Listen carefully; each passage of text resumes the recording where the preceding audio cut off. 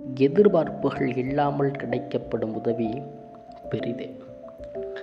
நன்றிக்காக நாம் என்ன செய்ய போகிறோம் என்பதும், நன்றியாக அவர் எதை கேட்கப் போகிறார் என்பதும் தான் இங்கு புரியாத புதிர்.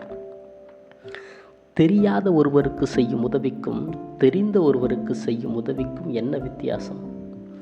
பதிப்புகளே இல்லாத உதவிகளும் இங்கு உண்டு. படப்பிடிப்பு செய்தே உதவுவோரும் இங்கு உண்டு. உண்மையில் உதவி என்பது யாது? மனிதத்தால் செய்யப்படும் உதவிக்கும் மனம் கவர செய்யப்படும் உதவிக்கும் எத்தனை வித்தியாசம்!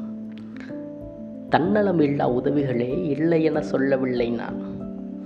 மண்ணை சேருமென வானுக்கு தெரியாமல் விழும் மழைத்துளிகள், என்னை சேருமென யாருக்கும் தெரியாமல் கடந்து செல்லும் காற்று, நிழலாகுமென மண்ணும் அறியாமல் புதைத்து கொண்ட விதை, பசிப்பிணி தீருமென நிலம் அறியாமல் தரும் பயிர்கள்.